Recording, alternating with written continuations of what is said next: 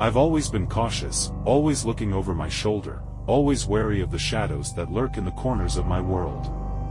It's not paranoia, it's survival. At least, that's what I used to tell myself until the day I met him, the embodiment of my deepest fears, the nightmare that stalked my every move. It began innocently enough, as these things often do. I was walking home from work, the city streets bathed in the amber glow of streetlights, when I first caught a glimpse of him, a silhouette melting into the darkness, his eyes burning like coal in the night. I shrugged it off as a trick of the mind, a figment of my imagination playing tricks on me in the late hour. But he was real, all too real. As the days passed, I started noticing him more frequently, standing at the end of my block, lurking in the shadows of alleyways, always watching, always waiting. His presence was suffocating, a dark cloud looming over me, casting a pall of dread wherever I went. I tried to shake him off, to convince myself that I was being irrational, but his eyes, they followed me, piercing through the veil of my sanity. I confided in my friends, seeking solace in their reassurances, but they dismissed my fears as nothing more than paranoia. They didn't understand the terror that consumed me, the relentless grip of fear that coiled around my heart like a serpent.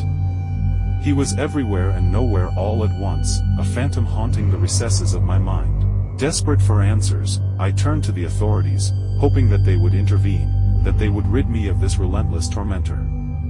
But they brushed aside my pleas, citing a lack of evidence, dismissing me as another hysterical woman plagued by delusions.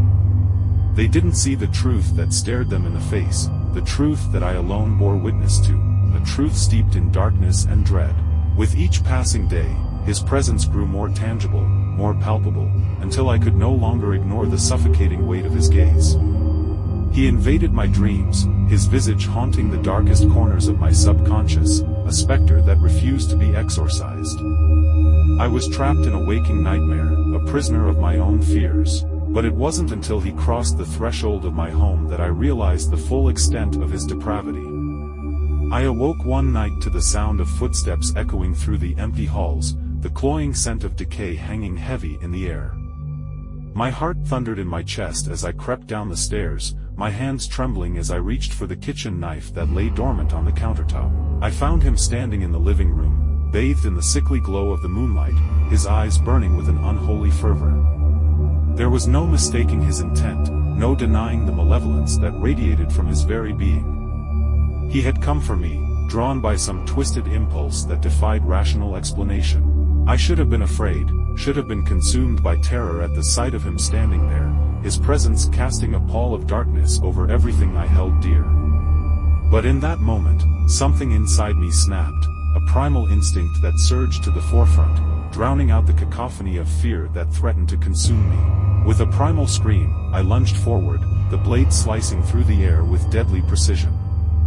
He recoiled, his eyes widening in shock as the cold steel bit into his flesh, carving deep gashes into his skin. But even as he stumbled backwards, blood gushing from his wounds, his gaze remained fixed upon me, a testament to the madness that gripped him, the madness that bound us together in a dance of death and despair.